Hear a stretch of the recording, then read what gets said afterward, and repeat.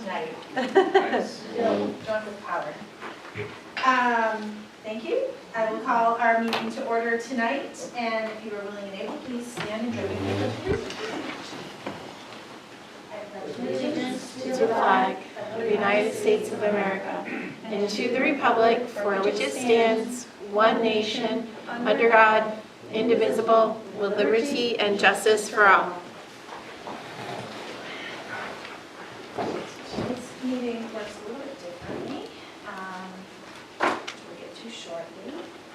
Any public comment? Okay.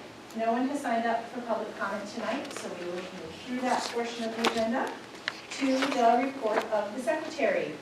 I will take consideration and action to approve the minutes of the regular meeting of Wednesday, June I 3rd. move to approve the minutes of the regular meeting of Wednesday, June 3rd, 2026. Second? All in favor? Okay, now, we get to pick on the card. Sorry, I'm just trying to find it. Oh, me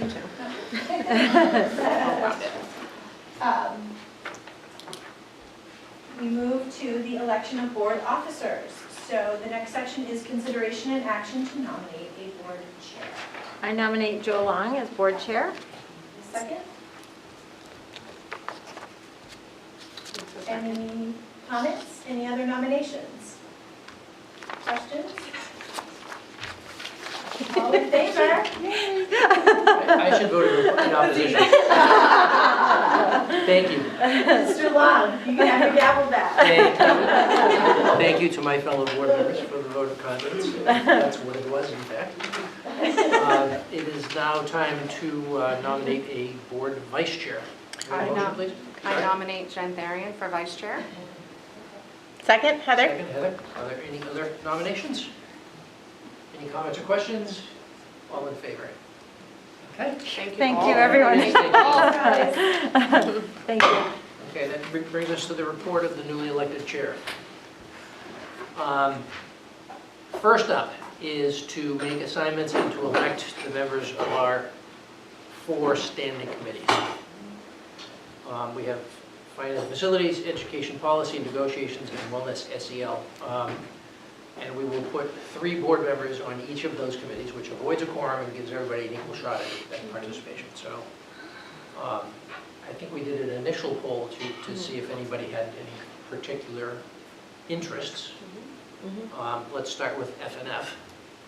By the way, Kate did say, put me on whatever you need me on. Okay, good. Can I just make sure that you all are aware that our intention is to do wellness committee at a different time? Yes.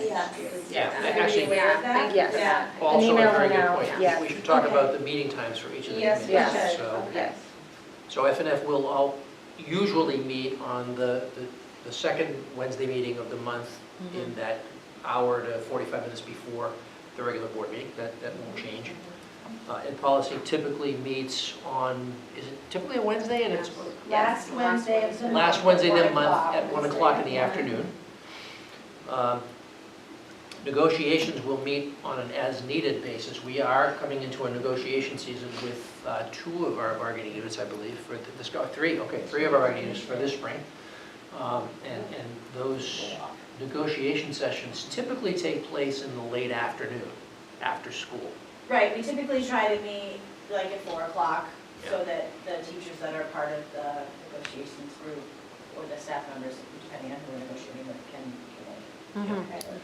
And then the change on wellness SEL, So we're going to try to hold, oh boy, I didn't bring my notes. Jen, you're going to have to remind me. Yeah. I think we said second Tuesday of the month at 4. Yeah. 4 o'clock, yes. 4 p.m. Yep, Tuesday, 4 o'clock. We figured if we moved it to a 4 o'clock time slot, we might have better luck getting students to engage. That's great. Yeah, so we're going to try it. And it might be easier for the staff members involved. Exactly, yeah. so given an understanding of those meeting times, let's talk about who wants to be on which committee. I know I really would like to continue with finance and facilities. I have a strong passion for that, and I've been supporting that area for a long time now. And Yes, I'd like to do that. And then the negotiations committee, I feel like I was only on the one time where I actually got to participate. And so I feel like now I know the ropes and I'm able to support our district in a more robust way if I continued. Okay, so that would be your two. I would like to stay on policy, or I'm actually open to wellness too, if a scheduling is hard for people that are working, if that's too tricky. But I would also, not to name a bunch of them, but I would like to be on negotiations as well, as I've never had the opportunity to be on that committee. Okay. So what do you have? I'm gonna let Jen go, just because. Okay. Jen, what do Okay. you have? I would like to go back to policy, that is my passion. And as much as I would love to be on negotiations, I think it would be nice for Rebecca to have a chance. So I will go policy and wellness. So you could be on, there are 3 people, right, on a committee? Yes.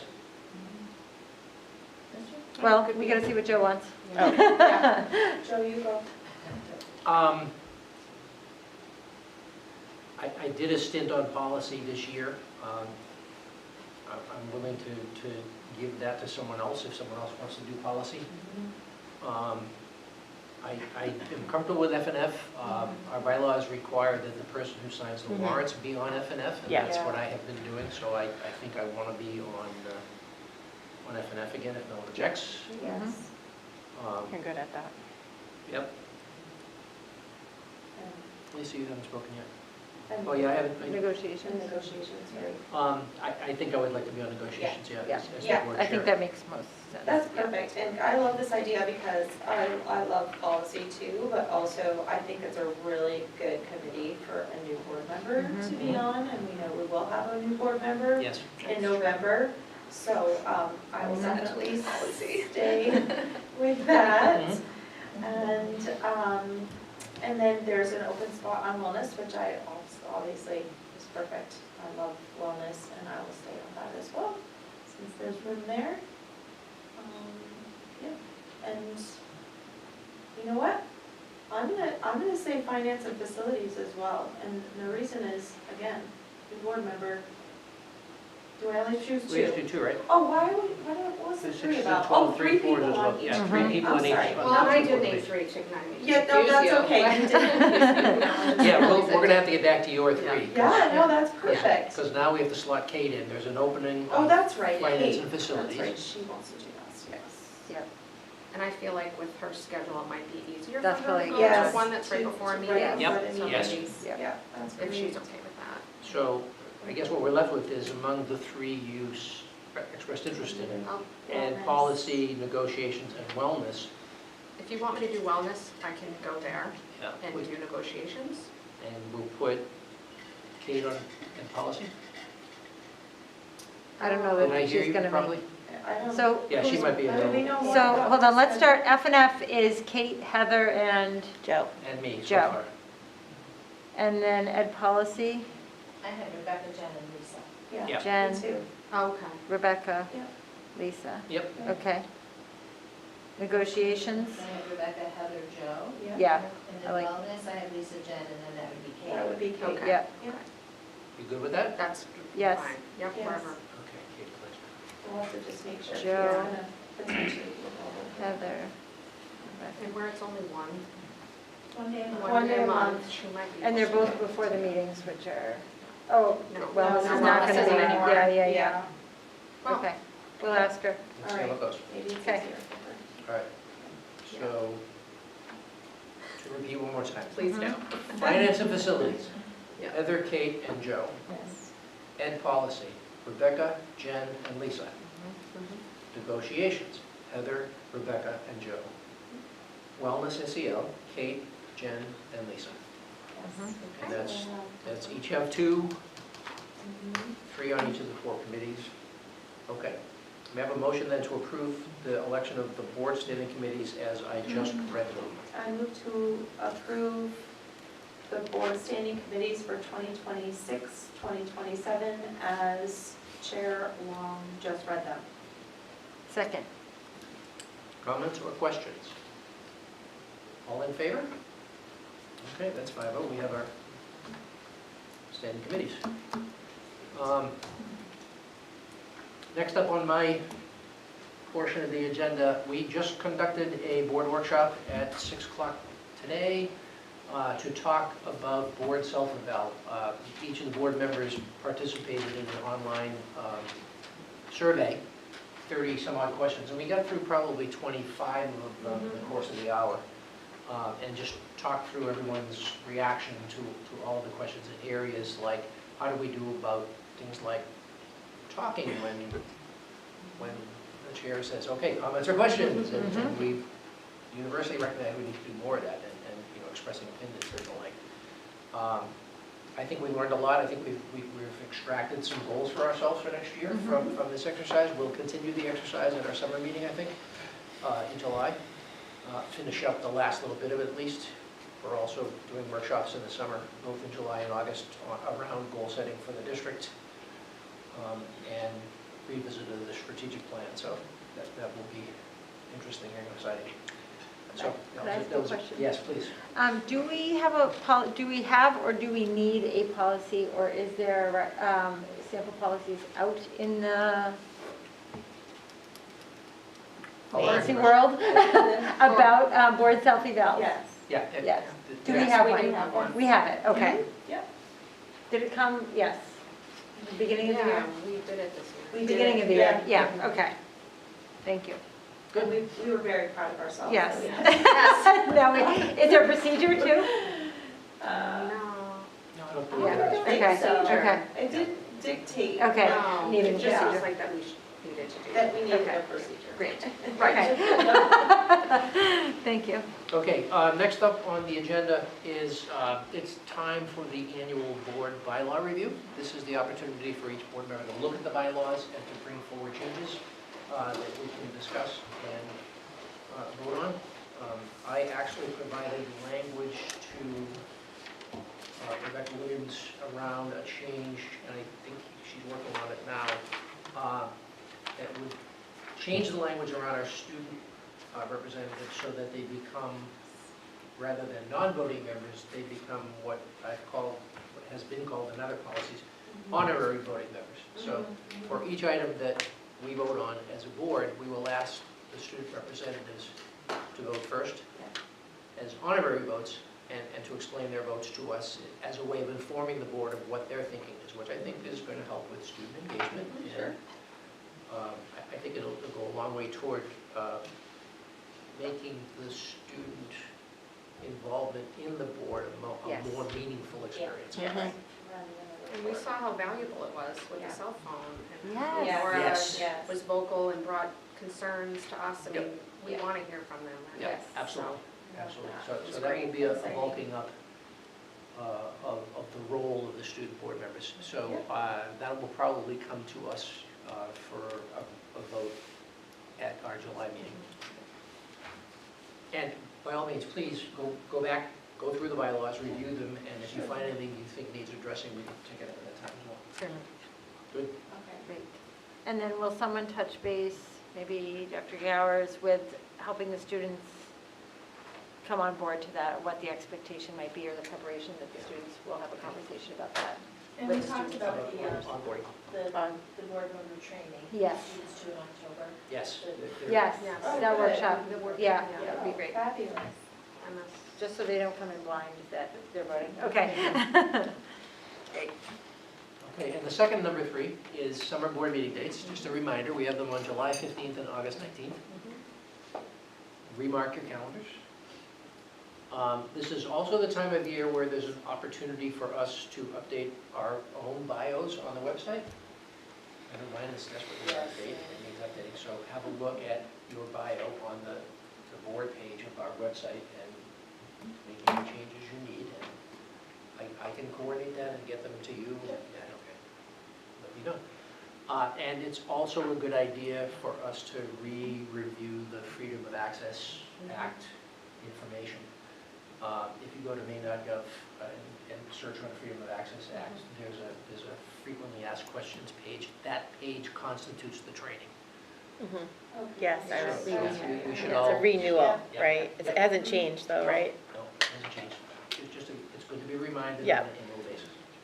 Good. And we Lastly, can do that at any time, sorry. Yes, Okay, so absolutely. we can do that now, covers us for. And there's a something year. to sign. There is. There used to be, yeah. There used We to did, be. we haven't for the last few years. I know that Something when we attesting. had new members come on the board, we Mhm. had them do that training and then sign that they Yes. did it. I don't, We don't do that annually? No. We were just trying to remember. I think we have to tell someone that we've done it. Yeah, I thought we right? had to So we have to say, yes, I've completed this, to somebody's email. Oh my gosh, this is Becky's like, I don't know. No, we just signed it the one time, like years ago, right? And then after that, you've reminded us to read it, Yeah. yep. And you remind us to read it, and then you remind us again at the next meeting. I hope you all have done that, and then that, call it a day, right? yes, remind me to put that on the We agenda can for double next check week. that, and if Oh my it's different, we'll make sure we sign it. Okay. Okay, last thing, the next town officials meeting is TBD, it will be in September. Can I go back to the dates for the summer board meetings? Yes? Can we just, I just want to triple check those, not only the dates, but what's happening around those, like workshops and things like that? Yeah, absolutely. Can So we we will have workshops on both of those nights. Okay, yeah, that's They're nice. liable to be an Okay. hour, Okay. and they're primarily around the strategic plan and goal setting. Okay, 6 so o'clock just start. plan on 6 o'clock for both. Yeah. Okay. Is And of that, course, Dr. Eric Haley will be participating in that. oh, yeah. And I believe September 16th, before our board meeting, is the Rollinsford workshop. Yes, Okay. that's good to have in your calendar. Like 5-ish. Okay. Usually we just do now. Yeah, I think Yeah. typically- 6, okay.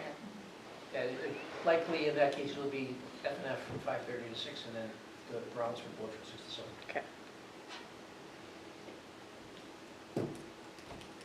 Other questions?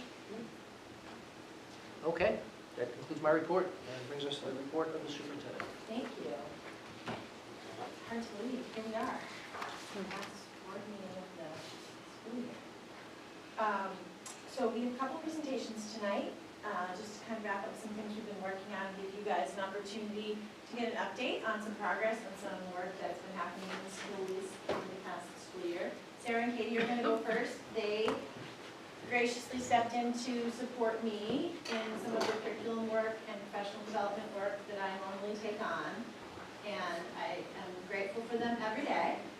And one of the things they did this year was they carried on with our scheduled curriculum review area, which was social studies. And that's all I know, so now I'm gonna. Yeah, so we started in December. We started thinking about the social studies review and thinking about looking at the main learning results again, making sure that we had some consistency across grades K through 12 and looking at the vertical alignment.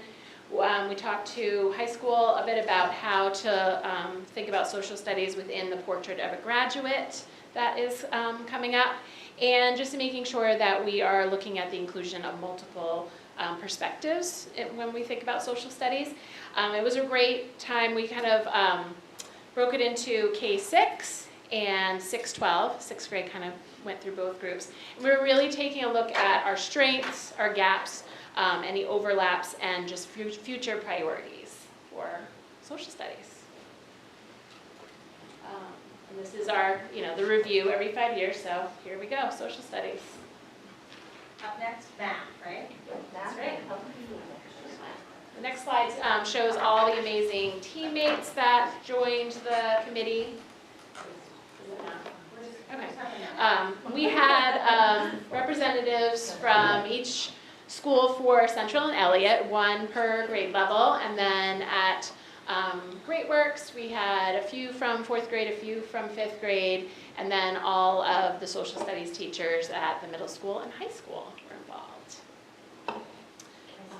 You sure can. So how we kind of did it is, I'll get closer to this, is that we met a few times all together, and then the groups went back and worked within their building teams so that there was cohesive and voices were heard across the way. Does that make sense?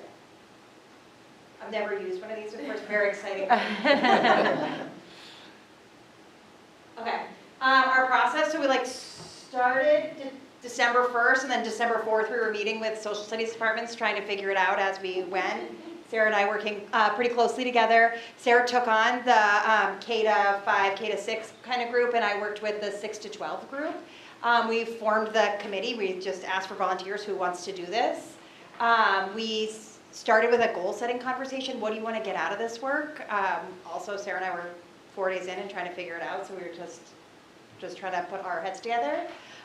We started by taking a look at the updated Maine learning results. They were updated in 2019, but the last time they did the social studies review, they weren't actually up, they hadn't been released yet. So we took a look, like a journey through those standards and kind of looking at like, the last time you did the review, you were actually looking at a different set of standards. So like, what do you see? What do you notice?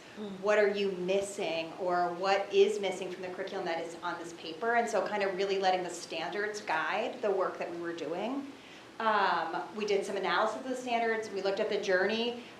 Again, Sarah mentioned this, K-6 and 6 to 12. And so it was really nice to have 6th grade at both tables, or at both sets of meetings, so they could bring their perspective and experience, because 6th graders are pretty unique in that way that they're still pretty little, and the curriculum that they get is pretty different than both the lower American history and the upper grade American history. 6th grade does the ancient civilizations. And then we did a review of student learning experiences. We talked a lot about assessments and what does assessment look like in social studies, and how does that differ now than it did 5 years ago, 10 years ago, longer than that ago.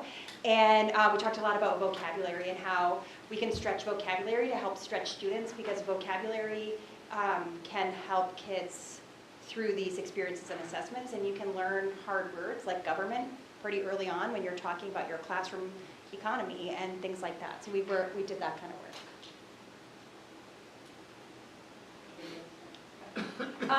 So we examined both content and skills when we talked about standards.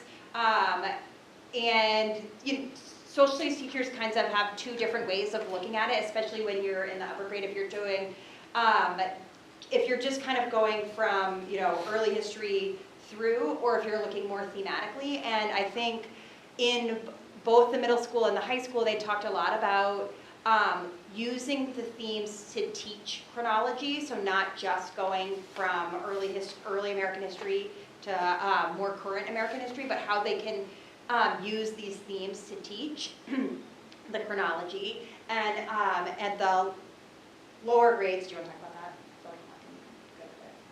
Okay. At the lower grades, okay. So the lower grades is a little bit different. We're integrating a lot through literacy and through conversations. And so we started off, I don't think it had been a long time since K-6s in the room hearing what a kindergarten through 6th grader experiences. And so those conversations and be able to really kind of hear about the journey of our students through social studies was a great experience for all of our elementary school teachers. And being able to really talk about how things are happening, what things are happening at Central versus Elliott Elementary, how to align kind of, but also knowing that teachers bring their own perspective and their own, the units that they've developed over the years. So they've took steps closer to making sure that that experience is similar for students no matter what school they're in. And we're really able to see what grade levels are hitting what standards and what strands, and being able to kind of build upon that each year. So it was really great to have some meaningful conversations and for kind of teachers to see the big picture of where our students are going. Can I ask you a quick question? Yeah. What's a strand? Forgive me The for strands not- were kind of the government, geography, Okay. economics, Okay. and history. Got it, thank you. There. Yeah, and that's how the standards are aligned. Okay, Yeah, thank you. and there's a lot of, each grade level has standards within these strands, and it just kind of builds a little bit each grade Okay. level. And so, some of them are very close, and you're kind of trying to find that little difference as they move up in grades. Okay. So some of the, from those great conversations, we had some really great learnings and steps to move forward. Kindergarten, both from Central and Elliott, are working together this summer to make sure that all their read-alouds and are aligned and they have the same books in the classrooms, especially within their Wabanaki studies. And they really worked hard to look at the vocabulary that they're going to integrate throughout the day and the year. We had some good conversations between grades 3 and 4 and thinking about the government standard because, you know, 3rd grade had taken it kind of last time there was a review, but if you look at the standards more closely, it's more appropriate for 4th grade. Developmentally, it's probably more appropriate for 4th grade. And so some good conversations about how it was going to shift. 4th grade's going to meet this summer to kind of continue that work, develop those units, exploring how we can bring back the field trip to the State House, even though it's a really long bus ride. And this Main State Museum's been closed. It will open this year, and that makes it a great full day. And so we're trying to figure out when it's really going to open and how we can get that happening again. And just updating the resources that we have for teaching the regions. And then we had an exciting meeting last week with a representative from Junior Achievement, which is an organization that connects local business people, mostly banks, volunteering in schools to teach personal finance lessons. We already have this going on in our 3rd grades in both of our schools, and they have different curriculums as you move through the grades, and so now they'll be doing their units in both the 4th and 5th grade. So everyone's really excited about that and setting up that partnership. And I think what you see here, what Sarah just talked about, the addition of sort of aligning our work around Wabanaki studies and codifying and strengthening the work around personal finance, like those are 2 big changes that came through in the standards that we really need to address. Because it happened in 2019 and then COVID happened, it was not the priority for teachers to say, how do we develop a new unit right now? You know, they were just trying to figure out how to teach through COVID. And so they were like, wow, this is something new and exciting we can bring to our students, and we know that the need is there, so it's exciting. And then we worked in building-based teams to look at what did it look like to be a social studies student at MMS and at the high school, and making some changes to how they really study social studies now. Instead of memorizing facts like you used to, becoming more of a critical thinker and learning how to challenge ideas and how to have conversations about the world around them and how you're internalizing the world. And so at the middle school, they're looking at analyzing ancient civilizations, being able to compare them using the GRAPES method, geography, region, achievements, politics, economics, and social classes. And then as they move into the 7th grade, they're talking about the state of Maine over time, starting with Wabanaki, and looking at geography, government, and industry in Maine and how that has evolved, looking at civics and constitution, and then looking at historical themes, but also looking at it chronologically, there we go, to make it more, to be able to fit more of history in that same time, because history keeps happening and important things keep happening, and so how do we fit in more and more year over year? And at the high school, they did a lot of work on looking at their civics curriculum, their world history curriculum, and then really they're doing some changes in the U.S. history. And one thing that felt, I think, a little bit overwhelming to the high school staff as we were talking about making the changes is, how do we, fit this in? How does it fit with the portrait of the graduate? And how are we going to start changing what assessment looks like in social studies? So we talked a lot about that and the idea of some more project-based learning, starting, with the 9th graders coming up. So shifting to emphasize more contemporary U.S. history, expand coverage from the early 1900s to the 21st century, looking at foreign policy, looking at how to bring in world history into the U.S. history class. What does it look like to be what does U.S. history look like from a different perspective? And then these are some of the resources that we worked with through our unit planning and our meetings together. Any questions? That's great. a lot of work. Yeah, the teachers were great, and they were really committed and excited about keeping it going and bringing good things to the students. So. Yeah, I think having a chance to reflect and think about thoughtful changes to the curriculum was really, I think, eye-opening to them. I really appreciate the collaboration of that, the sort of district-wide and school-to-school, elementary schools coming together, and also the whole school and all of the grades hearing where each other is. Yeah, it was It's really like, I nice, can't because middle imagine how school and high valuable. school do get to meet some Thursdays Yeah. once in a while, but, you know, we at K-5, we don't get to have a lot of conversations looking at that vertical alignment, so it was a great opportunity. That's great, big picture stuff. And social studies is a unique content area because we have very little sort of objective external data as it relates to social studies. We don't have state testing in social studies the way we do in math and ELA and science. So it's important for teachers to have the time to have the conversation so that they can collaborate and create some inter-rater reliability internally, like, are we doing the same things? Do we have the same expectations? How can we learn from each other? It's good. Great. Awesome. Thank you Great. so much. Thank you so much. Great presentation. Next up, Katie's going to stay with us and be joined by some folks from the high school. We're going to give you an update on 2 student-centered initiatives that we've been working on in middle and high school, the BAR program and restorative practices. And I know a couple of you have been involved in restorative practices work. I think it's a great opportunity at the end of the year to just get an update and take a minute to reflect on how we're doing in these 2 areas. I actually hate presenting, so this is a lot for me.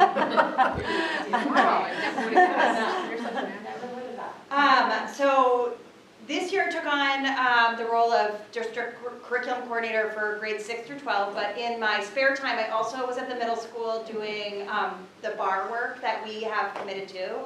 And so I'm just going to talk a little bit about that. Why are you looking at this? Okay. We've been doing BAR for 3 years, is that right? It's hard to remember a time that we weren't doing it because I just feel like it's going so well and I am so passionate about it. I have notes because I won't remember to say all the things, but, well, here we go. Am I in here?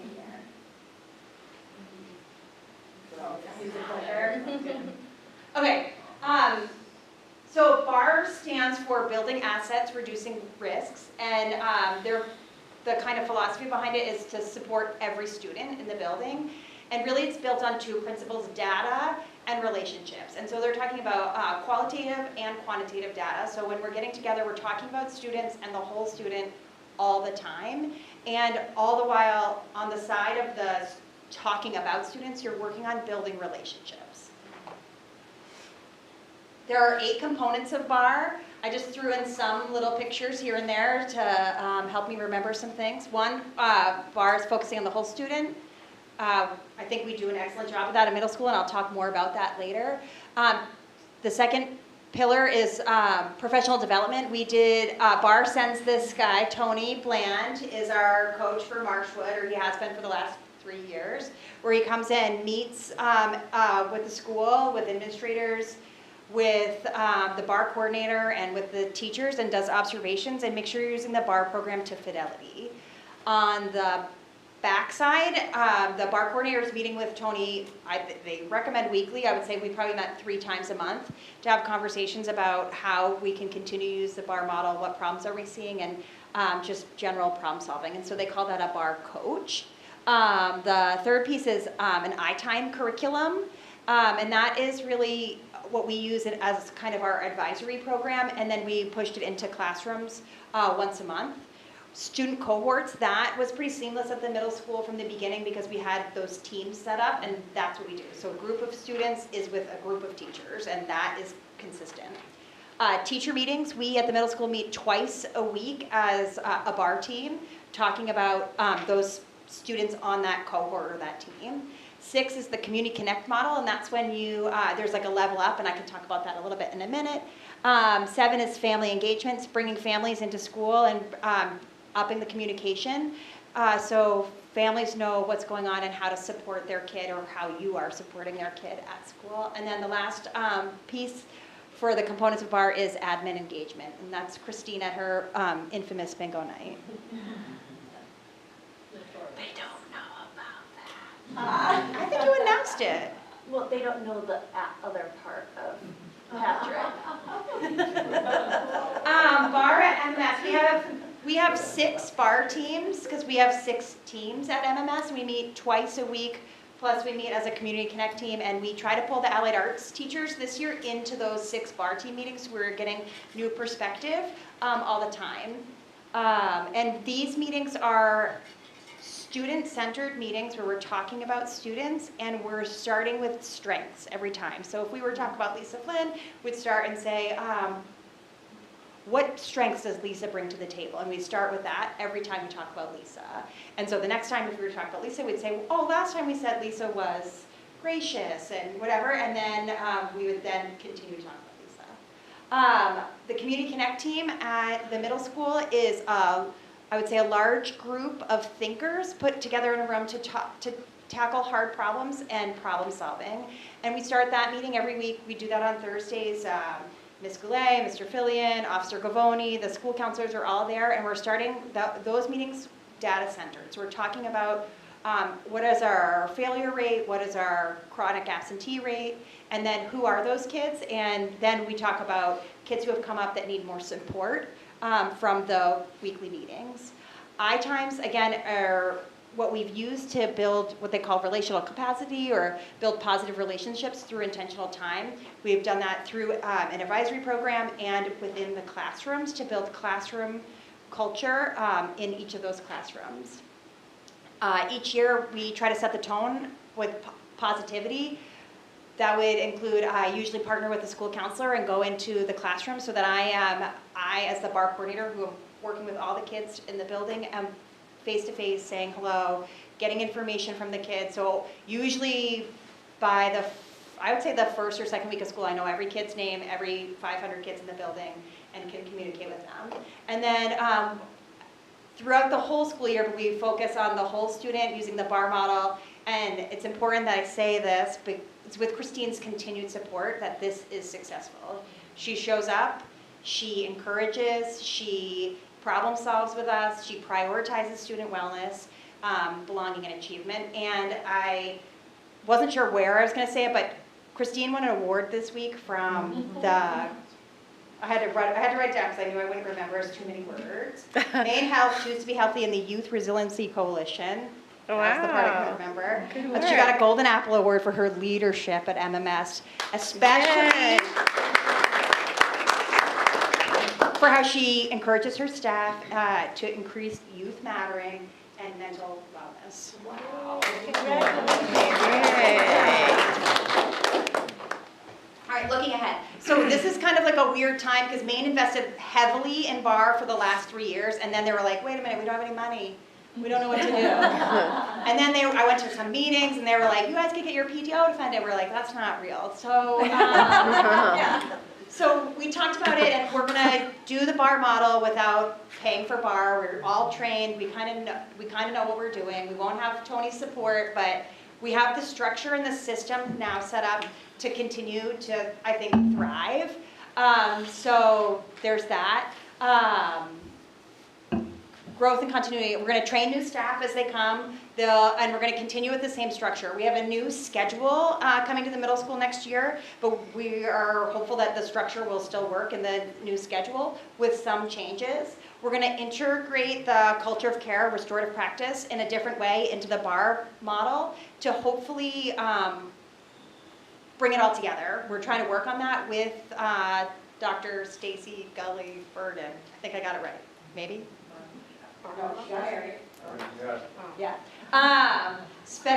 We're going to integrate special education teachers within our BAR meetings. In the past, they have met separately, and we've been on these kind of different paths, and then we would come together, and then there was a lot of extra communication. We think by having them come to the meetings directly, then we will be able to move forward faster and have more clear communication.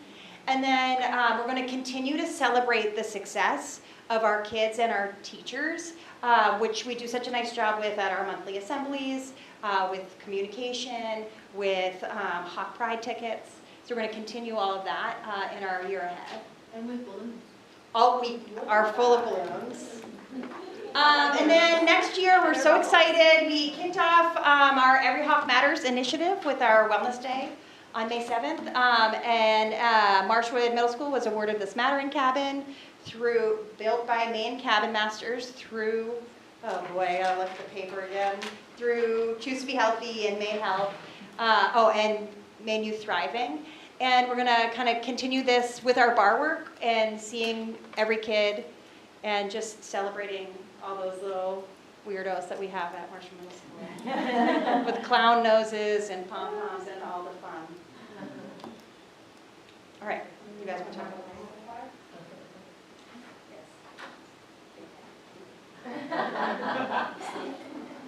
So, at the high school, bar looks a little bit different than it does at the middle school. So at the high school, we're just looking at bar on the 9th grade level. And to do that, we created kind of a 9th grade team. So the 9th grade team consists of 2 English teachers who teach all of the 9th graders, 2 social studies teachers who teach all of the 9th graders, and then we have 2 math teachers who teach the vast majority of our math students. We aren't quite hitting our top level math students just because of the vast differentiation in math, and then 2 science teachers, and we have our 9th grade school counselor as well.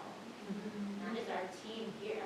So the reason why we decided to start bar in 9th grade is because all the studies show that school transitions create big changes. And high school brings this notable increase in responsibility, but it's funny because it's paired with kind of less supervision. You have a bigger building to go around, you're moving more places. And 9th grade is this critical time for students as they look at themselves as learners. We see a lot of fluctuation in their confidence as well. Everything tells us that whether a student graduates from high school on time is largely determined by their freshman year success. So when students are in 9th grade, it might look like they have plenty of time to get caught up because they have 3 more years after that. But really, if they fail a class in 9th grade, they start falling behind, they get embarrassed and frustrated, and then they start withdrawing further from school.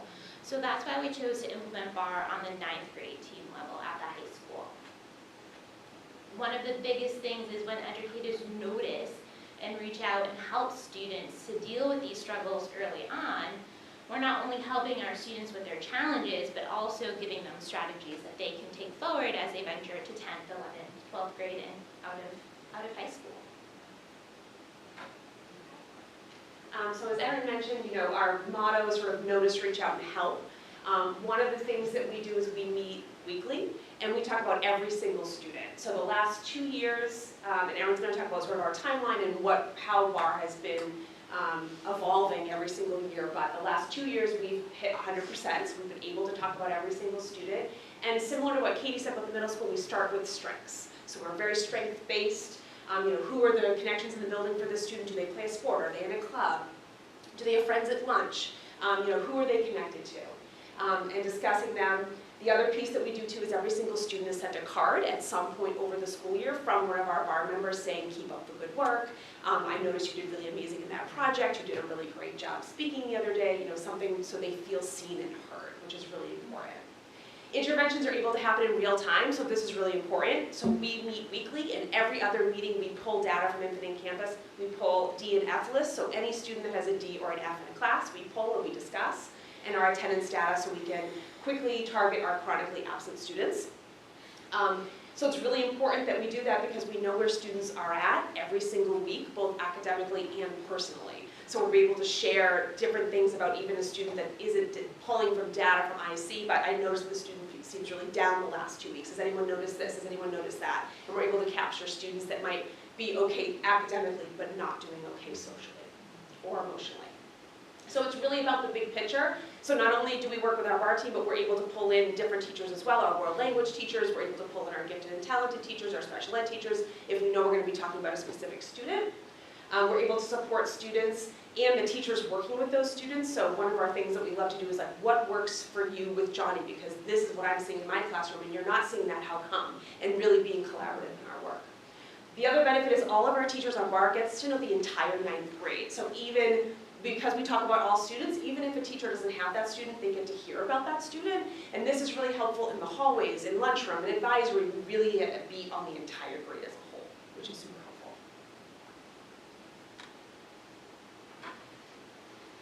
This is how BAR was built out at the high school, and as Lindsay and I were putting the slideshow together, I was like, man, this has been a really quick and wild ride, because we have been building it as we have been living it.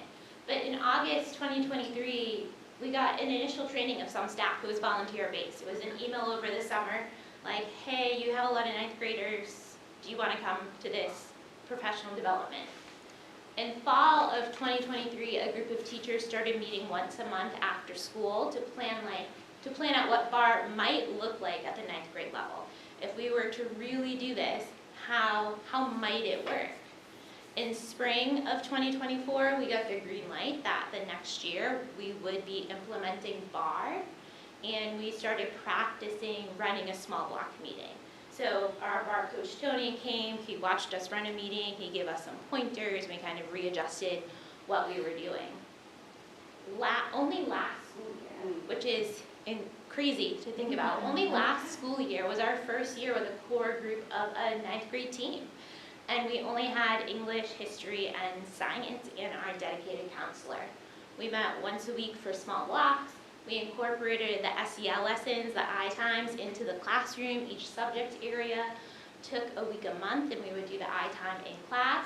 We started learning how to pull and examine the data from 9th grade. Second semester, we had an intervention block where a lot of our 9th graders had second period study hall. So on the days that we didn't have a bar meeting, we were calling into their study halls, pulling them into a little room that we had set up, getting them like organized holistically, not just and the strategy was, it's not just your class.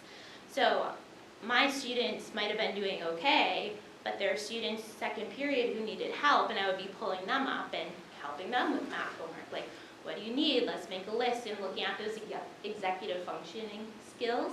And we also started some big block meetings where our students who those tier 1 interventions weren't working, looking at gathering support from other voices in the school of how can we help them be successful. This year, we had the same structure as last year, plus we were able to add our 2 math teachers, which has been really valuable as a team.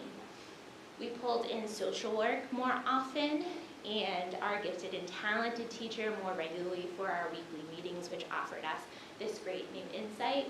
Instead of I times, our feedback from the students was that they had done the I times in middle school. We did this in 6th grade, we did it in 7th grade, we did it in 8th grade, why are we doing it again? So we tried doing guided journal work from the 7 Habits of Highly Effective Teens, and they were doing that in their core classes, and Lindsay would push into the classes.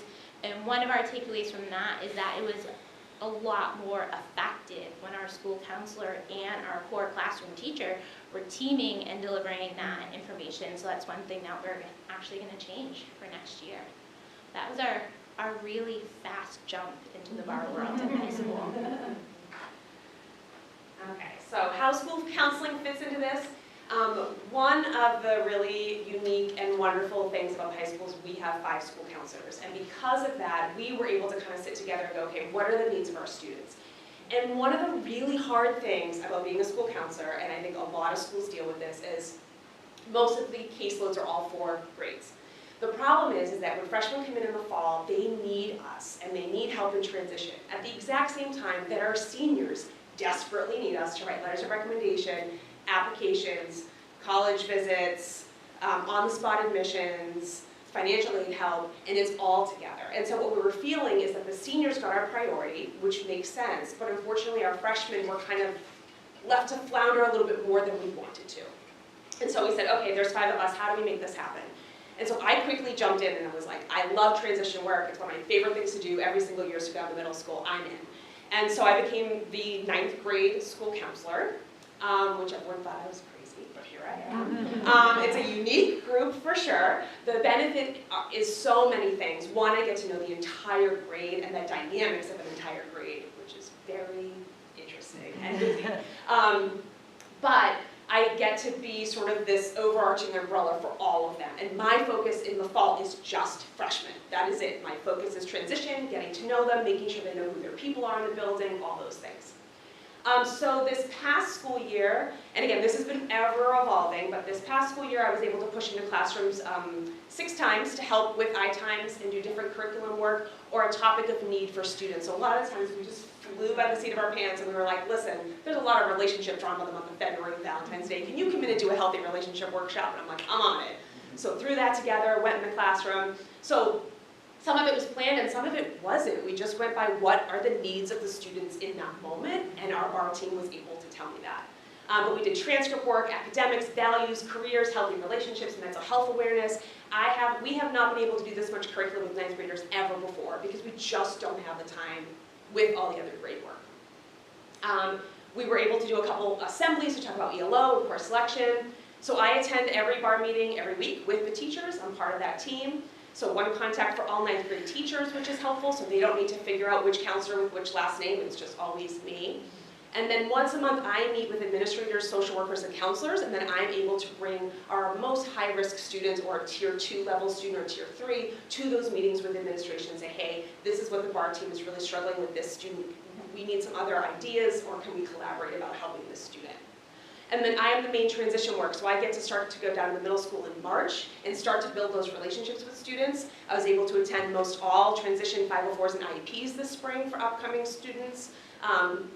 New student orientation, step-up day, all those things is all me. So they see my face over and over again. It was really funny because on step-up day, they have to, when we're in the cafeteria, when they have a study hall, if they have a question about their schedule, they sort of line up in front of you and ask questions. But so many students were like, hey, Ms. Edson, hey, Ms. Edson. They all knew my name, and I was like, oh my God, this is amazing. I don't know theirs yet, but they know me. And that is a huge change. So next year, as Erin said, we've been toying with, the I-times, that was the feedback. The journals, I think some students got a lot out of them that they put into it, but some students were like, this is not for me. And we respected that. So one of the things we also learned is that the teachers have a lot on their plate. And so I am going to sort of take that role of curriculum and go in bi-weekly. So twice a month, I will be in core classes doing units. My goal is to do one topic a month about mental health, personal growth, and then one topic related to academics and career, and align them with the vision of the graduate. So again, I'm going to plan probably a couple months at a time and really go with whatever the vision of the graduate work is, whatever the bar team needs me to do, and pair with teachers to provide that curriculum. So they will be so sick of me, they won't know what to do by June. So it's, I think it's just that work, again, to really have the ability for a school counselor to have it, for teachers to give a school counselor time to go in twice a month is incredible, and I'm so grateful for the bar team. That's really hard to come by. So we'll do our best to make it really meaningful for students. And again, all the presentations that I will be doing will go out monthly in our school council newsletter and on our website, so teachers and parents and everyone else has full transparency on what we're working on. Oh, great. Does anyone have any questions? Well, I can speak firsthand at the work since I have a 9th grader, and so I've seen what's gone on in the school and the support that you've been given, so I appreciate all your work that you do with this. That's great. Thank you so much. Thank you. And now Andy's going to give us a little restorative practice update. All right, here you go. Yes. Yeah, Aaron, go first. Oh, Thank you. anybody want a hard copy? I know. So we more front tables? I know. All right, I promised Dr. Gowers this would be brief, okay? Yeah, so we're in year 1, so the first front of the page I just handed out is our reflection component. Just some data based on our year 1 of our restorative practice training. It's a similar theme. Tonight has been, this time last year we just had this idea, and we worked with Stacy, forgive me, I forget her new last name, but used to be Barlow. Gully Vernon. Gully Vernon, thank you, with the main DOE, and we quickly put together a 13-member implementation team, and what's nice is we talk a lot about supporting students tonight. We have, I think, 3 members of the bar team are also part of the implementation team, which is great. Very fortunate and appreciative to have 3 members of our board join us in that important work. So this year we have 83 staff members, 72 completed Tier 1 and Tier 2 training. The threshold for successful schools as outlined by the main DOE is 85%, so that puts us just over that threshold. So that creates a good opportunity for us to utilize common language as we do this important work. We had 6 opportunities during Late Start Thursdays, thank you Dr. Gowers, to have staff circles and just develop connections and trust within our staff, which is, if anybody has experience with restorative practices, it starts there. And that's really important to lay that foundation before we even start our work with the students. So we implemented that in September. Q4, we started community building circles and advisory, which was great. We did that every Monday. We provided teachers, or I should say advisory teachers, with different levels of support. We offered them scripts.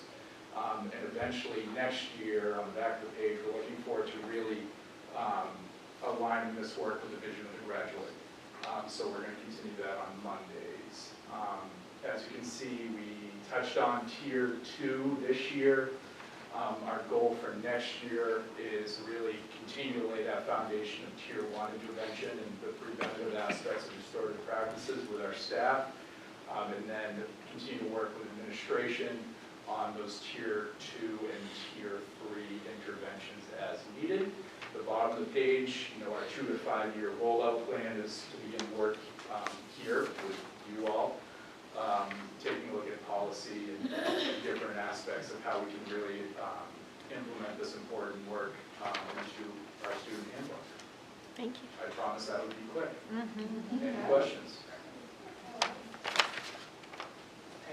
So great. Great, yes. All right. Thank you so much. Thank you. Thank you. Oh. We're just going to piggyback on Landers said a little bit about restorative practices at the middle school.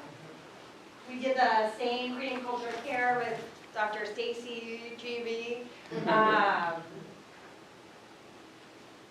We have a full implementation team, and then we have, similar to Bar, Stacy, it's her program that she's created, and she has like a coach, Jackie, that we meet with semi-regularly, not as much as with Tony. And then our implementation team was trained, all of us were trained last year in Tiers 1, 2, and 3 of Stacy's model, or the main school safety center model. And then this year, we did the Creating a Culture of Care course. Like the high school, we used some Thursday mornings. I think, was it 4? We started with 4, and I think we ended up with 6, where we would do the modules that you would go through. We met as a group. Teachers were put in cohorts, so they were in 4 kind of bigger groups, and they were led by that implementation team. Went through, they did reflections, and they practiced doing those community circles. So they had a chance to be a part of the circle, and before they were starting to implement the circles themselves. Then we did community building circles as part of our advisory programming, where teachers were asked at least once a week to meet with their kids in a physical circle and have a question, and there is a protocol that Stacy asked that everyone to follow, or the program asked everyone to follow. And we used those teacher cohorts to get feedback from staff to continue our planning as an implementation team. And we'll talk a little bit about the feedback from the staff in a little bit. And then our next steps is the main school safety came out with a restorative practice middle school curriculum. So we're going to try to look at that and figure out how to fit that in with the work that we're doing and with our new schedule. We're going to partner with Stacy some more for some additional training. We have our schedule to come on one of the August days to really work on that more Tier 2, getting more comfortable with the restorative piece, not just community building, but how do you work with kids to repair harm or reduce harm when there is conflict.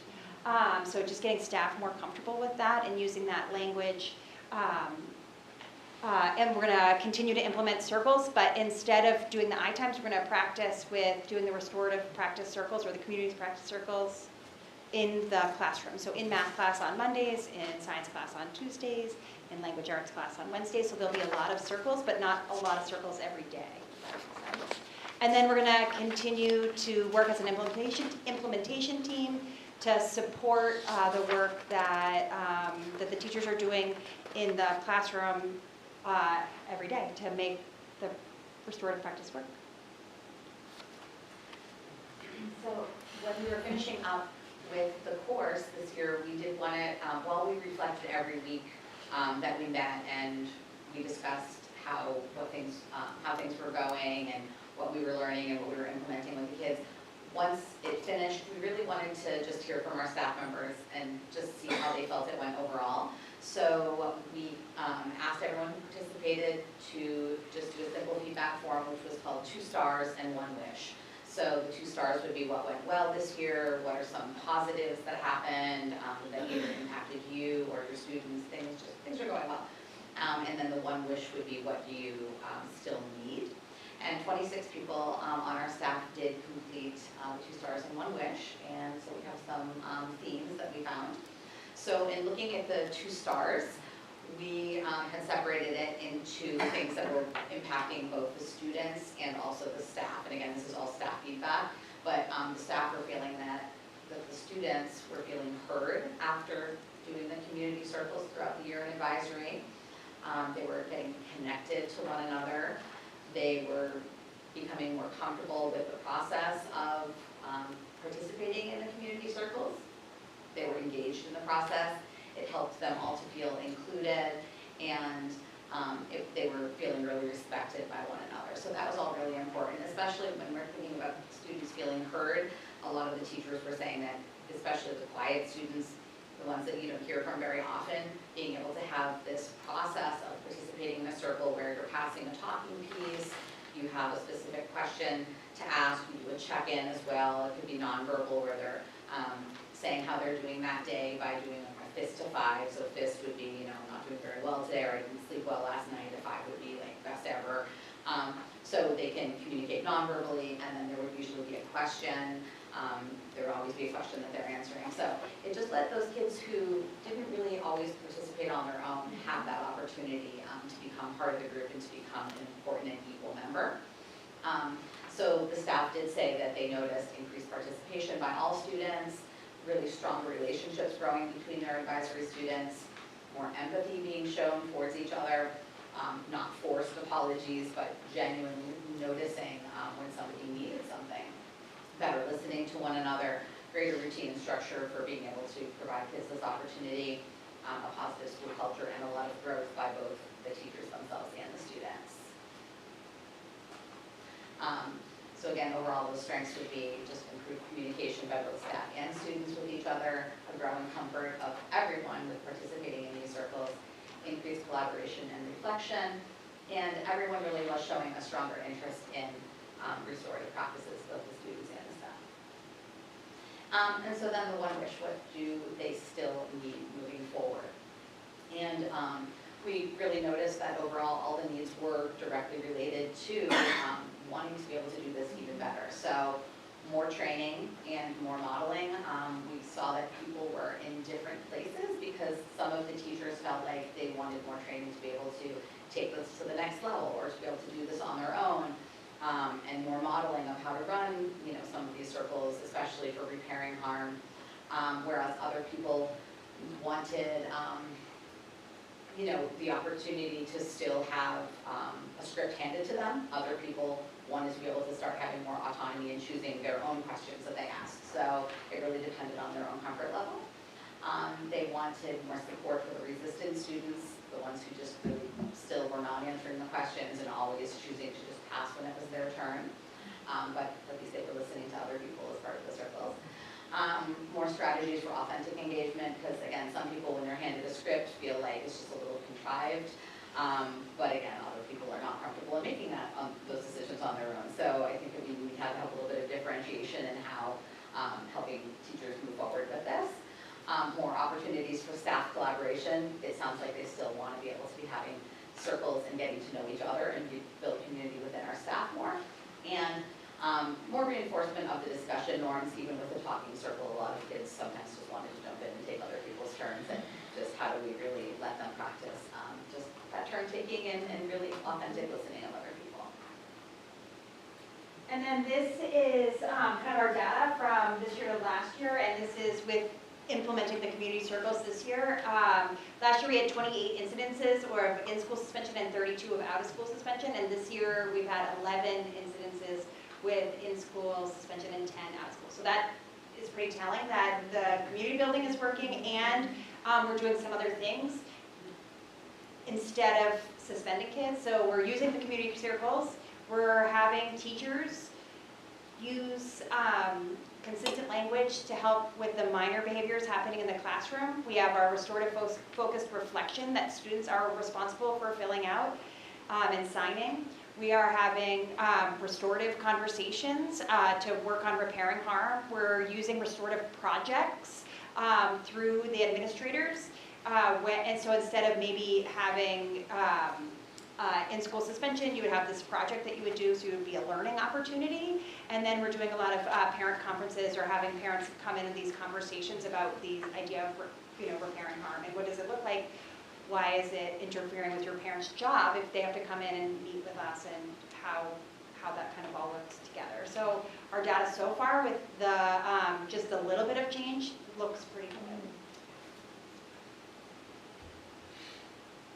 So overall, the big picture is that restorative practices really are helping to create a school culture here, both at the middle school and the high school, I think we can say, where students are feeling safe to speak, eager to participate, connected to one another, and really supported in building empathy, reflection, and community with themselves, their peers, and their teachers. Any questions? Thank you so much. Thank you. Yes, I have one question. This is also amazing. You hear just a lot of, there's just a lot here, and I hear a lot about students. Could anyone from the high school or the middle school talk about any kind of impact on the staff as a whole? Any feedback, any? Clarifying the question. Well, okay, so in- we heard a lot tonight. We've talked about bar, we've talked about restorative practices.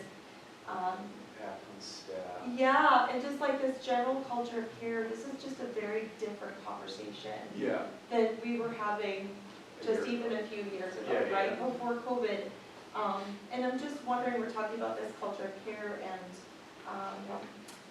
mindful communication and connection Yeah, and community. And I'm just wondering if the staff is feeling that as well, or are we like 100% focused I on think it was May 20th. I remember the date because it's my oldest daughter's birthday. You were in the room. I was.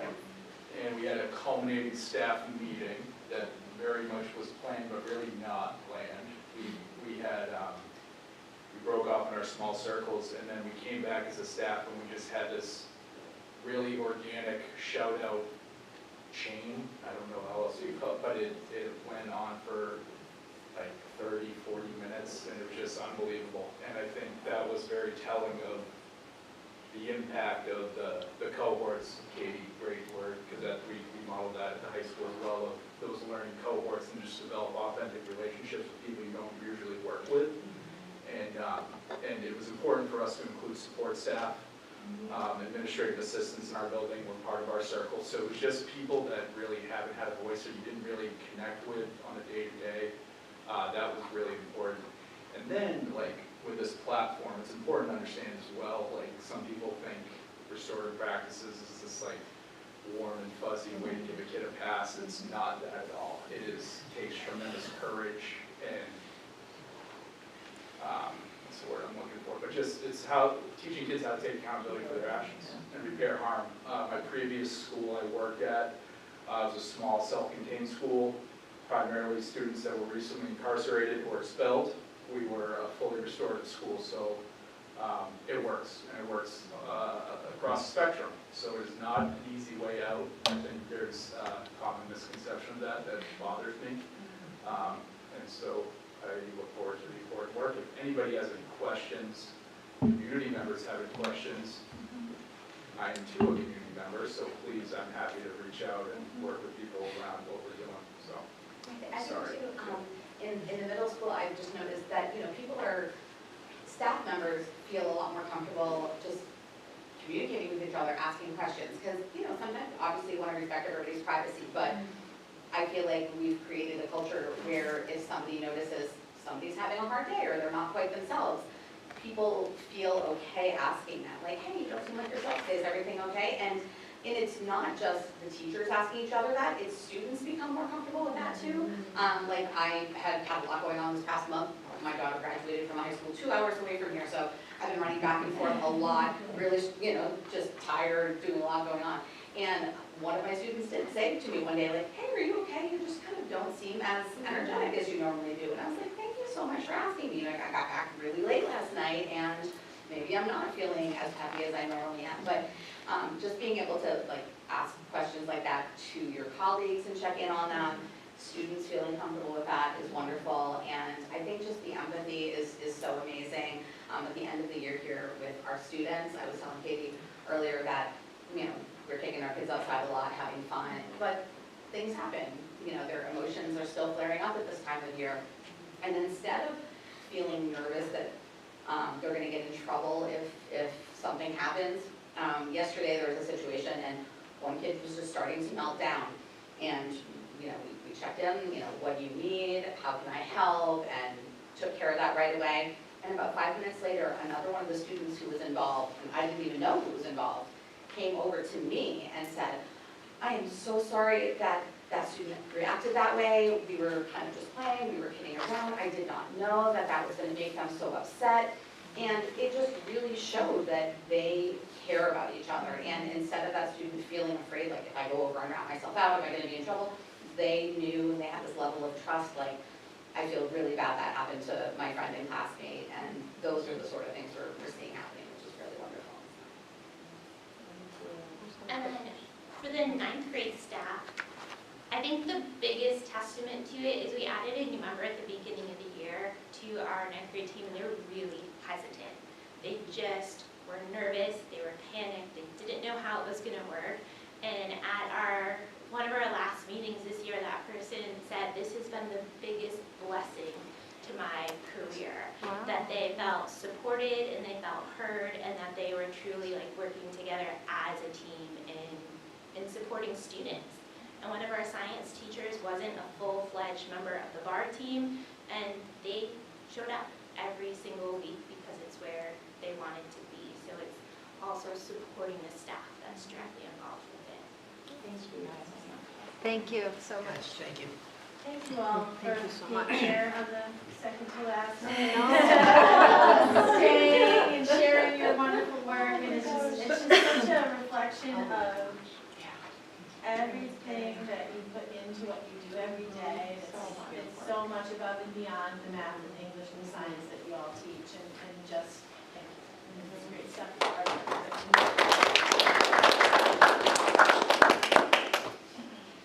And I have a few more things to run through, and we have a lot of policy, but those of you that are here presenting, if you want to scoot out, we will not be offended. You do not have to Thank stay. you. Thank you. Thank you.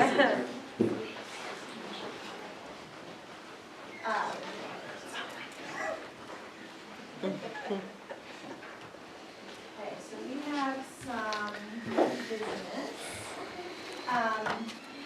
So just, we had a successful district budget referendum, and I have some papers that have to get signed here.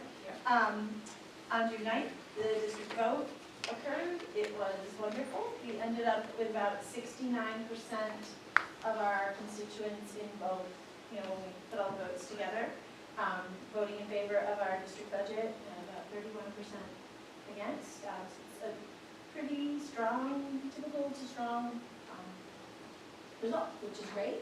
And the good news is we have a budget, so we can so that is good. We can get to work on all of that, stuff. I just did want to say publicly, we do have a negotiations year coming up, and I mentioned this when we were in the workshop. So we will have 3 groups that we're negotiating with next year, because our administrative assistants are forming a bargaining unit.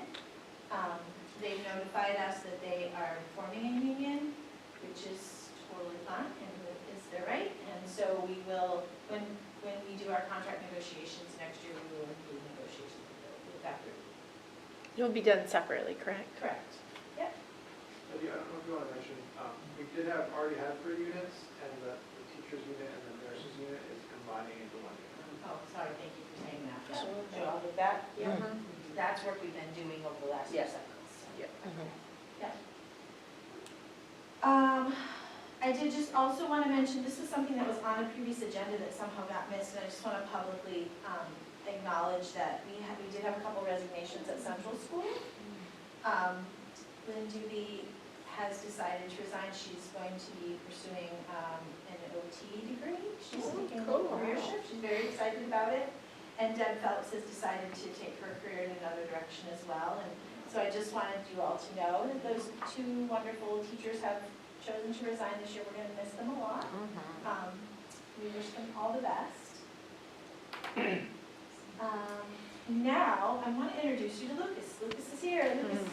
Hello, welcome. So Lisa and Ryan and Rich Buzzle and I had the pleasure of conducting interviews last week for our PR and communication specialist, and we were thrilled to meet Lucas. And normally I would bring this to you as a new business nomination, but it's an hourly position, so it's not normally a position I would bring to the board, but I wanted you all to meet Lucas because I think working with him is going to help us address some of the things we even started to talk about in the board workshop tonight around transparency and how do we communicate around particular things. And so let me tell you just a little bit about Lucas. So Lucas is really brings an incredible amount of experience in the public relations and communications field. He has a military background. He was in the Marine Corps as a master sergeant, and he served as a communications specialist when he was in the service. And he's currently doing a master's in communication leadership. And he has his own consulting company around communications. And we are so excited. He's going to join our team, even if it is just part-time. We are thrilled. And Lucas, do you want to say anything to the board?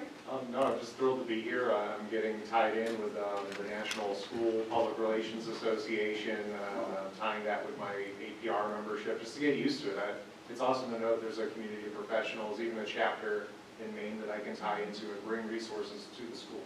Great. Awesome. I want to tell you just how happy we are to have you aboard. In my role on the Maine State School Board Association, I have attended both state level and national level meetings of school board associations, and there's a consistent theme around how public perception of public schools is really low, and it's also really wrong because we do such a poor job of getting the message out. And that's at the national level, it's at the state level, but it's most especially at the local level, at the individual school district level, is we have a real opportunity to change public perception. I think we're in a pretty good place here, and I think the vote on our budget reflects that, but there are other districts in the state that the perception is not as strong, and it's in large measure, I think, due to the fact that we just do a poor job of getting the message out. So welcome aboard. Yes, welcome. No pressure, man.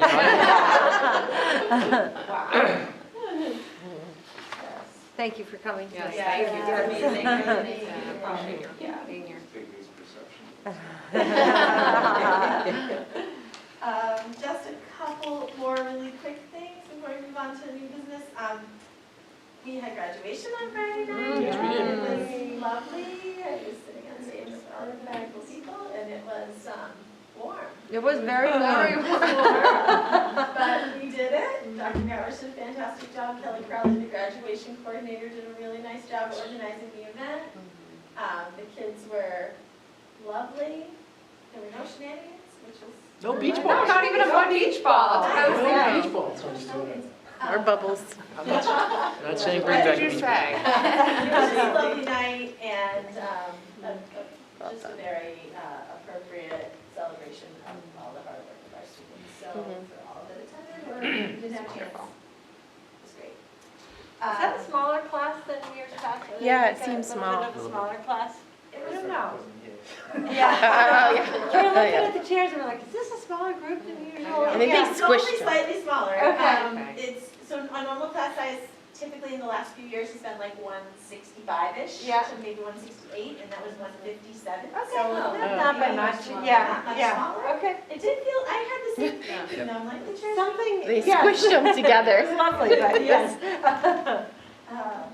Also, big news, the girls lacrosse team was awarded the Sportsmanship Award. Great. Bringing the district total to 9 Wow. Sportsmanship Awards this school year. Wow. It is a record. Is that a for- record? It's a record for us. Wow. Our previous high was 8. Yes. Remember that these are awards that are voted on by the student athletes, like they are chosen by their peers. So,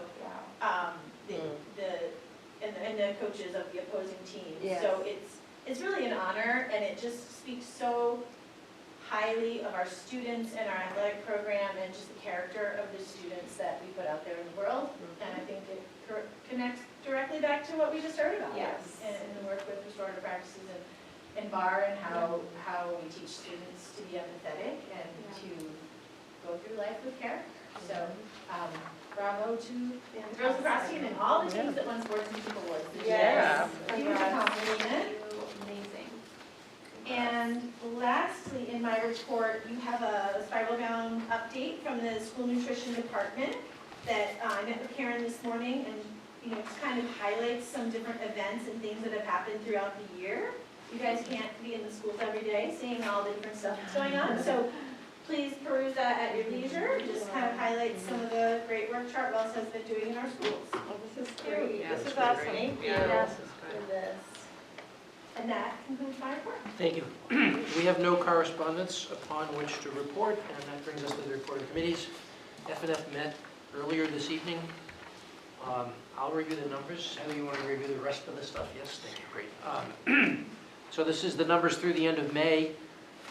District revenues and expenditures are now within about 50K of each other, so right where we want them to be as we come up on the last month of the fiscal year. Adult education typically sort of glide slopes to zero by the end of the year. We're a little bit above that right now, with not exactly sure why, so we're going to look into that and figure out what to do with that money when the time comes. What else? General cash, I should have mentioned at the end of the month, is healthy. School nutrition, we are expecting to finish the year just a little bit positive, which is where we had hoped to be, so that's on course, that's good. Federal grants continue to come in. We're pretty much on target based on this, like as I said, the 50K difference between expenditure and revenue. We're pretty much on target for finishing up. We're going to allonge, I love that word, the revenue anticipation note that we had for the year for one more month to get us through this beginning of July. There's a July 2nd payroll posting that needs to take place. So just to be safe, we're going to extend that revenue anticipation note through July, but that should be the last one that we have to do, that's progress. Okay, that's the numbers. Okay. Do you want to Yeah. first the facilities and stuff? Sure thing, I'll go quick. So Marshwood Middle School sewer project update. We're waiting the notification on the grant application, so we're expecting that things will start summer 2027. In terms of our waste solution currently, I know that all of you feel the same way I do about recycling, reduce, reuse, and recycle, and our vendor contract with Costello is now almost at the end of its life. So actually Mr. Hughes received a quote from another company recently, Castella, and while they don't recycle, they do convert waste to steam for electricity generation. But Joe and I again expressed our desire as a board, to really, keep this in one of our priorities. So Heidi threw out the idea of putting out a bid for different companies, and I think we should just all go back to the table and really look at, what the various waste management companies offer, and are we doing right by the environment for our children? So we'll get back to you on that the next time around. Summer projects, the Central School water line replacement is scheduled for the week after July 4th.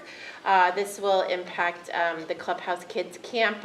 So the district has provided portable toilets for the staff and the students. Central School entryway project is scheduled for completion over the summer, which is exciting. So we've been waiting for that for a bit. But we are delaying some other projects. I really appreciate leadership really looking into this. Due to the recent spike in fuel costs, several projects have been postponed until spring 2027, pending available funding. And so there's some money set aside, so we can be able to cover the high cost of fuel and or propane and natural gas costs. So anyway, next, Marshwood High School air conditioning, there's a new system installation underway. There was some issues with the current air conditioning, but the system for the central office is well underway. Transportation update, special education vans, in regards to that update, due to the changes in the ridership, one fewer van is needed next year than originally planned. One current van was totaled and will be fully replaced through insurance. The plan is to only purchase 2 new vans. One will be replaced obviously with the insurance, and then we'll use the funds for the one, and then the funds allocated for the 2 additional vans will remain in the budget to help offset those potential diesel fuel costs in the future. So a lot of smart decisions happening in our central office, I'm really proud of. Food service, so there is a new vending machine in the high school that you were informed about last time around. The lunch codes that students are using to as a payment option isn't really working out. They just outsmarted us. So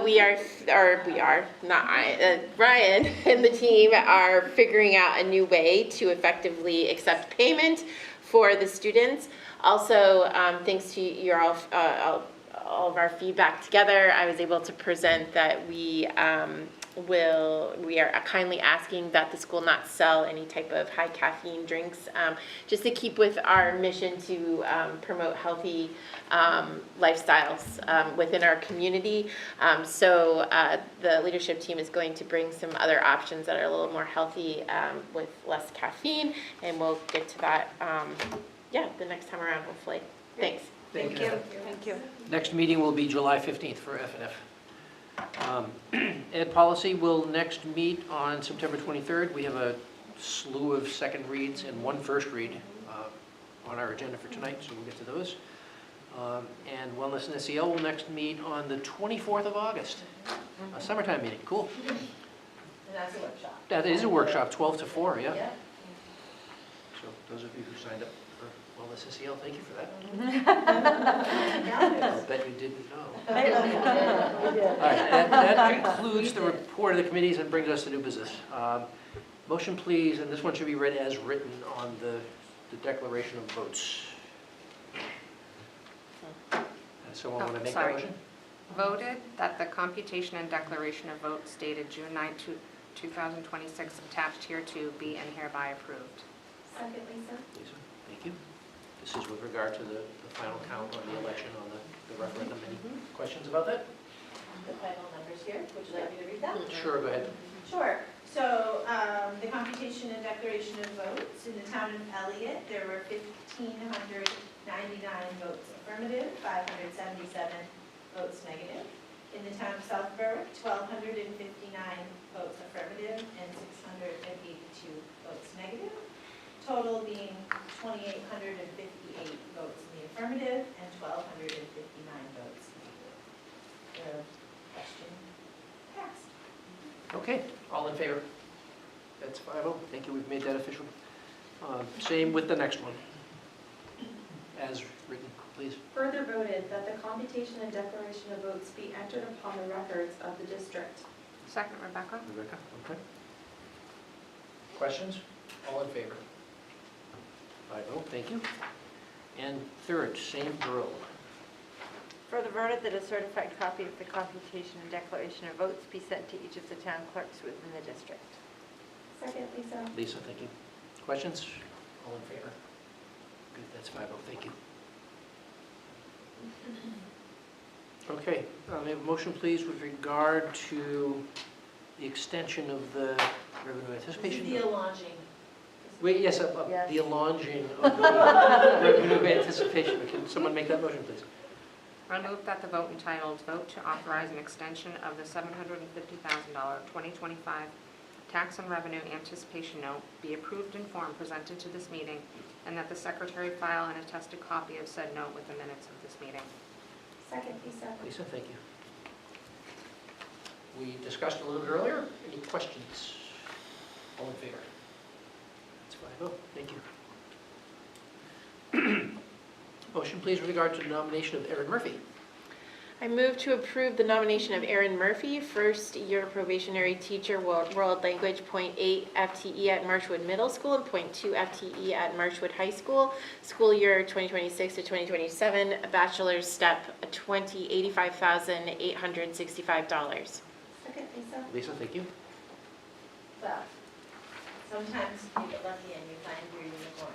Nice. Erin Very is, excited. I was so happy to find Erin. Erin is excited. She has 26 years experience teaching both French and Spanish at St. Thomas. And she is thrilled to be joining the Marshwood team. She is excited to be able to teach both French and Spanish. She was telling me in recent years she's been teaching a lot of Spanish and a lot less French, and so she's really excited about the opportunity to get back to French. Great.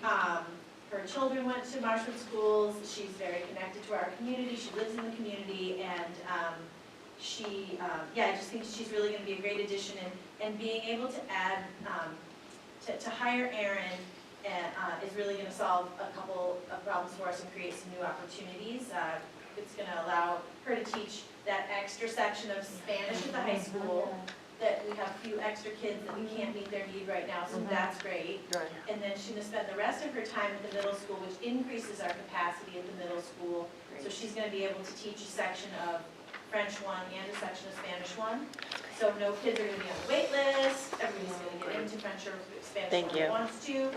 And we're gonna be able to offer some more world language exploratory. So all positive stuff. Excited to have Erin join us. And one staff member, right, instead of, yeah, that's fabulous. Good news. Other comments or questions? And I'm noticing here that she, for many years, taught SAT prep course. Yes. Oh, we were just talking about that. So maybe. Maybe, who knows? All in favor? 5-0, welcome Erin. Motion, please, with regard to the nomination of Elizabeth Irvine McDermott. I move to approve the nomination of Elizabeth Irvine McDermott, first-year probationary teacher, literacy interventionist, literacy coach, Jerry Burnell Great Works School, school year 2026 to 2027, master's step 15, $79,060. Second, Rebecca? So Elizabeth is also incredibly excited to join our team. She will be filling the very big shoes of Sarah Ellis as Sarah moves into the principalship at the Jerry Burnell Great Works School. Elizabeth will move into the literacy coaching and literacy intervention position. She has, for the last 6 years, been in that exact role at Wallensburg Grade School. So she's, and she lives in South Berwick, and she's excited to join the Great Works team. And she also brings some bilingual teaching background with her, which is interesting, so good stuff. Any comments or questions? Anybody else get a little flutter with the new name of the school when you heard it? Yes. That was good. Okay, all in favor? 5-0. Welcome, Elizabeth. Motion, please, with regard to the nomination of Megan Zalotti-Breen. I I move to approve the nomination of Megan Sue, totally, I mispronounced. I was gonna say, did I- Apologize, Megan. Zatoli Breen, Assistant Principal, Central School, July 1st, 2026 to June 30th, 2027, 0.5 FTE, prorated 60,312. Second. Thank you, Jen. So obviously Meg is somebody that we know well. Meg is a successful candidate for our halftime instructional specialist, halftime assistant principal at Central School. She is thrilled. So she's not new to us, but she is new to an administrative, she'll get 2 contracts. She'll get a halftime administrative contract and a halftime teacher contract. So Meg brings a master's in curriculum and instruction to this position. She's a master teacher. She's going to be excellent in the role, and she's so excited. So yeah, so not a new person, but new to this role. Great. Comments or questions? I feel like I should apologize once more for the mispronunciation. All in favor? That's 5. Congratulations, Meg. Motion, please, with regard to the nomination of Barbara Mundell. I move to approve the nomination of Barbara Mundell, first-year probationary teacher, Rowing Hawks teacher, Marshwood Middle School, school year 2026-2027, 0.5 FTE, bachelor step 3, prorated $27,209.50. Second, Jen. Jen, thank you. So once again, Barb is not a new person to us, but she is stepping into a halftime teaching role next year. You got to hear from her earlier this year when she came and presented with Christine about the Growing Hawks program, and she's excited to be in a halftime teaching role and taking on the leadership for that program. Great. Comments or questions? All in favor? Excuse me, 5-0, thank you. Okay, a motion to approve an anonymous donation. Wow. I move to approve an anonymous donation in the amount of $10,000 to support scholarships for future Pinkham Notch trips at the Jerry Brunel Great Works School. Second. Go, Lisa. Second, Lisa. Wow. That's Anything lovely. to add? I don't know Thank what you, else I can anonymous add. person. I know the person's identity, but I am sworn to secrecy. Wow. Oh my goodness. And just a lovely person reached out and said, I want to do something in Mr. Brunel's honor, and I'd like to donate, and I'm not sure what I should do. And we met and we talked about it, and they made a very generous donation. Wow. And really it will be used to help support, to provide financial support so that every student that wants to go to Pinkham Notch can go to Pinkham Notch. Yeah, That's great. This should Oh. Which is a help great support cause. that program for years to come. Wow. Yes. Thank Wow. you, anonymous Thank donor. Thank you, anonymous donor. Wonderful. Comments or questions? Wow. That's a good comment. All in favor? Okay, That's it. thank you again. We accept with glee. Wow. Motion, please, with regard to the first reading and discussion of policy JKF-R. Move to approve the first reading and discussion of policy JK-R, disciplinary removal of students with disabilities administrative procedure. Second, Rebecca. Thank you. This was the policy that we looked at last meeting and didn't have the changes to talk about. So Yeah. we tabled it to bring it back for first read this time. Yeah. So as you can see, it's like a complete rewrite. There's a ton of yellow here, which is I think why we didn't have all of it. But this can help you see the obviously the untouched portions are the existing language.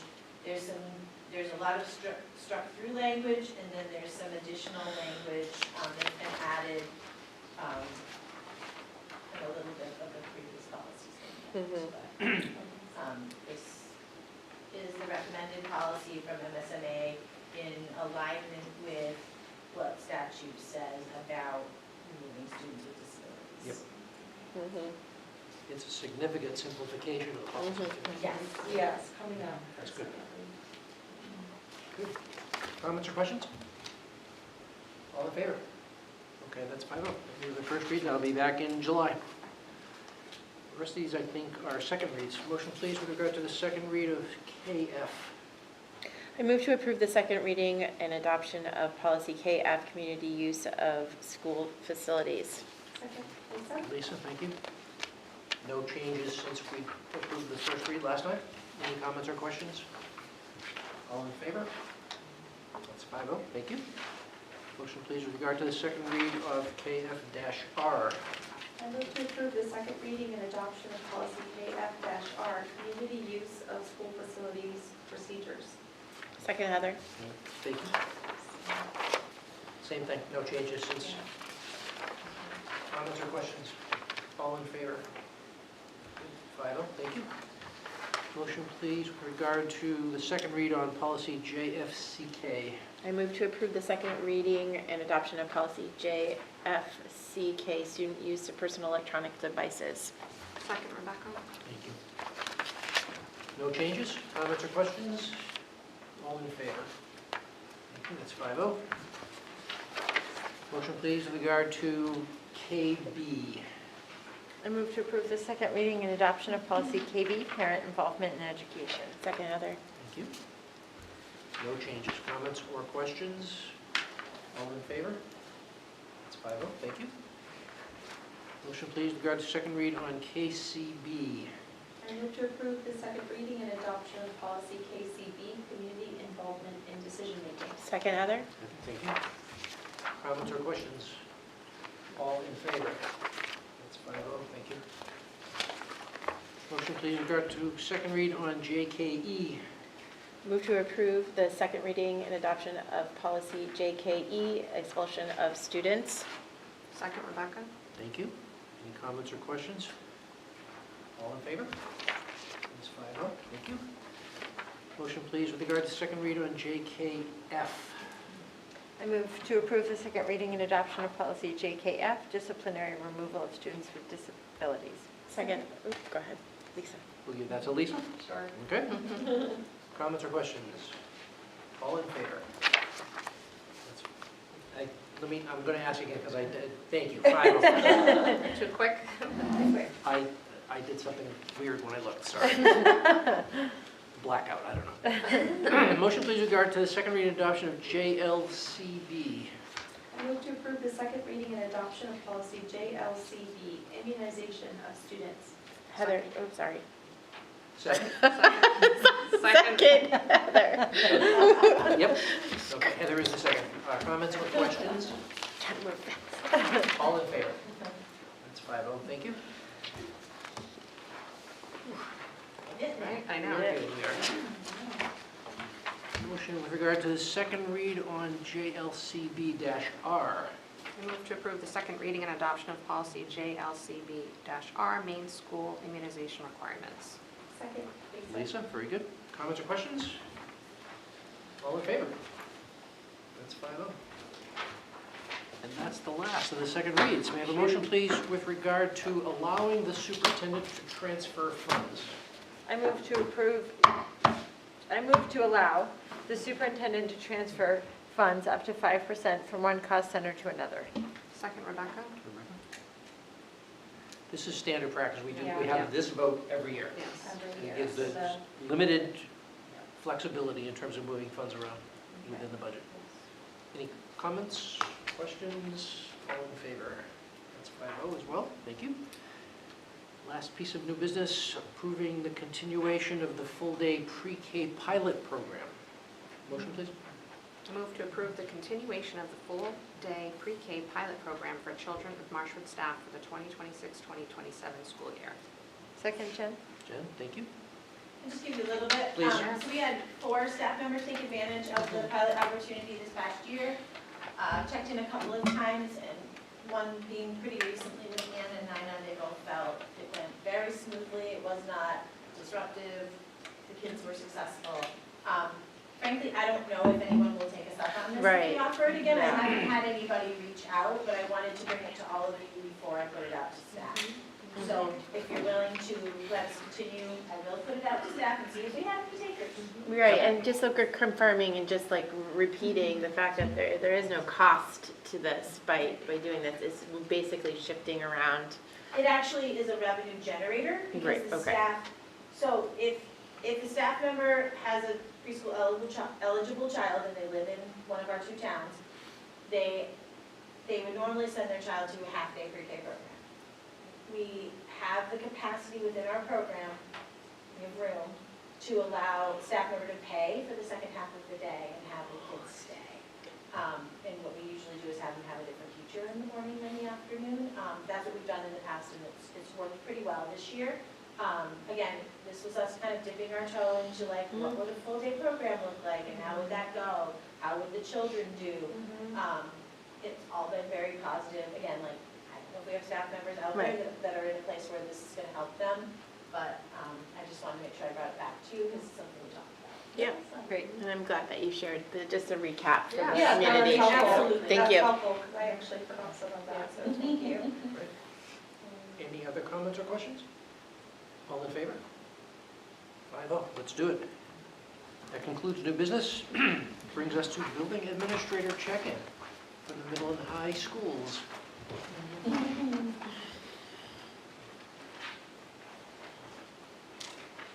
Well, I want to thank Katie and Renee for presenting tonight because they just did a fabulous job and they just do all of our work such great justice. We've had a lot going on at the middle school, so, but I want to thank our custodians for all the hard work they've done all year, and we've had a switch in the cafeteria and it was seamless and they've just rocked it, and I really appreciate all their hard work. But to start out, our outstanding NWA growth for this year has been phenomenal. Our students and staff had much to be proud of. All 3 grade levels, 6th, 7th, and 8th, achieved both high achievement and high growth in reading and math from spring to spring. Students set personal goals and incentive, and their hard work and dedication paid off. To celebrate their success, students enjoyed a special bingo celebration. Bingo was the theme this year. Everyone got a visor for rocking their NWA this spring, and we were incredibly proud of their accomplishments. So during Hawk Time, on Friday, each grade level was able to play bingo, and every student got a prize, and it was fabulous. So it was a lot of fun. Our music programs for the spring were phenomenal. The band concert Mr. Filling went to and said it was amazing. I got to go to the chorus concert. Mr. Taylor and Ms. Bison, their work is amazing. The chorus concert was phenomenal if you were able to go. It was just outstanding. It was filled with music and community spirit. The auditorium was packed with families, friends, and community members who came together to support the talented performers. So thank you, Mr. Taylor, and thank you, Ms. Bison, for both making the concert such an unforgettable event.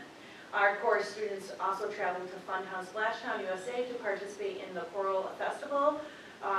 Then they represented Marshwood with great pride. Our 8th graders are wrapping up their middle school journey with several memorable events. Students enjoyed Canopy Lake today, and they celebrate their 8th grade year tomorrow with their 8th grade completion ceremony to wrap up the year. So we're excited for that. That's good. The 6th graders enjoyed the beautiful day at the beach today, and the 7th graders celebrated their year-long study of stewardship at the local watershed with a guided tour of the Isle of Shoals. So they had a good time. Yep. They purple went one day and white went the other day, and they had a fabulous time. Oh, good. Yeah, so they did that. So good. Rocket Day was on Monday, and again inspired our 6th graders to think like scientists and engineers as they launch rockets during the annual tradition. This year's event was especially meaningful as Mr. Barrett and Mr. Carson returned to join the fun and help continue the tradition. We had a House Cup celebration. The library celebrated the House Cup winners with Hogwarts-themed ice cream party, bringing plenty of magic and fun to students. We had our Mattering Cabin Award. So Marshwood Middle School was honored to be selected for Mattering Cabin, built by Maine's Cabin Masters through Maine Youth Thriving. This unique space will provide students with another opportunity to connect, reflect, and experience the importance of belonging and mattering. So we have a variety of things that we're already putting in the cabin, and we're figuring out a nice spot for that on our property. If you didn't see on our Facebook or Instagram, The Spanish 1 students stepped outside of their comfort zone and practiced their Spanish through authentic, real-world experience during an immersive field trip to Cinco Cantina in Rochester. Oh, fun. Students represented Marshwood with courage, enthusiasm, and confidence, and I went on that trip. Oh. I was so impressed. The kids were phenomenal with their Spanish. They spoke Spanish the entire time. I took 3 years of Spanish, and they were not impressed with me. So they were like, Miss Boulay, no. That's not what you said. Say this. And I was like, just do it for me. So they were very good to me while we were there. And this year, the senior walk was really, really great because we had a lot of staff members have their seniors walk through. And I'm not thinking Terry, yes I am. Okay, hold on, I'm gonna get through it. One of our favorite traditions returns as Marshwood High School seniors walk the halls at MMS despite the heat.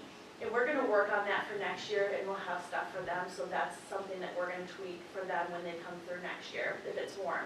It was a joyful celebration with bubbles, balloons, and plenty of smiles as we cheer our graduates and reflect on how far they came. And seniors still love bubbles. Yeah, because yeah, they many of do. them stopped and they played in the bubbles and they took pictures in the bubbles, and we will continue our bubble tradition. Staff appreciation. Our staff especially were appreciated with the generosity and creativity of the Growing Hawks PTO and staff appreciation, so we appreciate them. They did a charcuterie board, a dirty soda bar, nacho bar, and trail mix station, and a baked potato bar. And so we're very thankful to them. And so it was just another successful year. Our families are amazing, our students are amazing, our staff is amazing. And Marshwood Middle School is just a really, really special place, and I'm just very honored to be the principal there. So thank you. Yeah, thank you. I wish I could take my kids back in time so that they could be at your middle school. Like, you're doing everything that I dreamed that the middle school would have been back then, and now that you're doing it is so exciting, and just the field trips alone. This is just what, it's great. Yeah, great. Thank you. Thank you. And I hope you have a nice trip. Thank you. Yes, I heard all about it, so I'm jealous. Oh. I think one of your 8th graders is going. Yes. She told me all about it. She won't be there tomorrow, but so we'll miss her. We don't have bubbles at the high school. Well, Serious don't. bubbles. Yeah, well, don't take them because they all like them at my school, so we'll have bubbles for them. What can I say about the high school? We had a lot of very happy students today, and they left. It's almost like knowing they don't have to see us for 2.5 months makes me really happy. Which we don't take personally because it's been really great. It's been a really great month. It's been a really great month involved in anyone who's involved in the underclassmen awards, the senior week, the graduation, the convocation event as well, the senior breakfast, senior banquet. Just a wonderful way to celebrate our students and to see their growth and their connections as a community. It's been really fabulous to be a part of that. I'm really delighted to be speaking to you without a blaring sun right there. Everybody who came out to graduation, thanks so much for a really wonderful day. And a part of that actually, there's a lot of thanks tonight, but we turned up at the high school last Wednesday to a pretty significant water leak, which happened in our EPOD. And so firstly, thank you so much to Mr. Hughes and Rob and Stacey who worked to clean that up. But it took a couple of days to diagnose and to fix. And what that meant was we had increasing heat and increasing problems with one of those classrooms. I want to thank all of our staff who were so gracious in offering up their space as a testing space, because in this building, some have air conditioning and some don't. Just the extent to which, as the heat of the week increased, and you add to that a water leak, and you add to that, okay, now we've got to move classrooms. But the ability of this building to come together was really something. So really no one knew that was happening behind the scenes. It was also frantically trying to get ready for graduation. So thanks so much to Mr. Hughes for fixing that.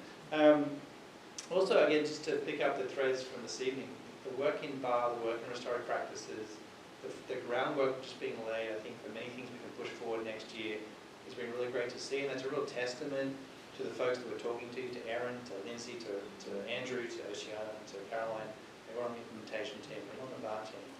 The capacity in this building to really work in support of our students is really, really strong. And And there's great framework they've created, great ways which we can grow that next year. So I'm really excited about the work they've done for that. And as you said, how that's actually going to translate into our staff culture, but also to our student culture. So for us next year, importantly, the strength we have about knowing our 9th grade students, how they can be pulled through the school. One thing we're working on is how we can communicate those things that we start next year about those in our 10th grade students, what do we need to know about them, how do we continue that. So there's really great structures we have in place to support our students, and another one of those is the work we've been doing to understand our School Links platform. So our School Links platform will enable us to pull into one place the student progress towards graduation, accounting for community service, tracking the portfolio work we want to develop for Vision of the Graduate, the work that Mr. Scully talked about, ELO, at the school. We had a number of online workshops, we have a number of more online workshops to understand this program, but we appreciate the fact that was a pretty big ticket item for us at the high school, and for your support in helping us get across the line. That's really going to help us manage that structural piece of showing how well we do with our students and what they do across their journey with us across their 4 years. And we're also really excited as a building, August the 31st, for us, that's a day only for 9th graders. The planning for that is well underway. We have a really great plan. Ms. Edson's created that to welcome our students back, to give them space for themselves, and really helped us kickstart that class of 2030, which has just obviously an existential crisis for many of us, thinking about 2030. Also, in this building, that realization of them being the group which will realize the vision of the graduate before us. We're really happy for that day for our 9th graders to be here by themselves and to build a community with them. And finally, and congratulations, because our lacrosse team So cool. is playing in the Class B final against York at Memorial Field in Portland, which is at Deering High School at 7:30. So come along and cheer them on, and they won 11-10. Yes. Close ones. That's But, so cool. congratulations to the team and to everybody involved, and let's see if we can get another win for the Hawks. So, Yes. Thank Great, you. thank you. Thank you both. Great years. Congrats to you on your first. Yeah, woohoo! Still standing. It's nearly 9, so. Yeah. Any other thoughts from the board? Yes, I just wanted to thank and acknowledge Heidi's work as superintendent. This is your last Official board meeting. Yes. Yes, so thank you so much. We feel so fortunate to have had you For sure. this year. You've done a wonderful job. 100%. Yeah. And I would be remiss if I did not mention, because I was supposed to share it on social and I didn't, but there's an ice cream celebration. Can you talk about that? Yes, so tomorrow afternoon, from 12:30 to 1:30 at Great Works School, the Jerry Burnell Great Works School, we will be just hosting an open house. If anyone, we had several people from the community reach out and say, what can we do for Jerry? We want to do something for Jerry. And poor Jerry never wants to be the center of anyone's attention, and that's all he's had all week is like, it's all about you, Jerry. We did strong arm him into agreeing to a very low-key open house where we have some Shaker Pond ice cream, and we are just going to be, it looks like it's going to rain tomorrow, so we were going to be outside, but I think we'll probably be in the cafeteria. And anybody who wants to stop by and wish Jerry well is welcome to do so. Come say congratulations, have a dish of ice cream, and yeah, keep it simple. Lisa's going to say a couple words, and I think I heard over West Kennedy maybe say a couple Oh, words. nice. Oh my gosh, that's Wonderful. amazing. Okay, if we're done, I'll entertain a motion to adjourn. I move to adjourn tonight's meeting, bucking tradition. Second, Heather. All in favor? It is 5-0, and we are adjourned. I was waiting. Thank you all for coming. Yes. Don't wait until you sign the thing.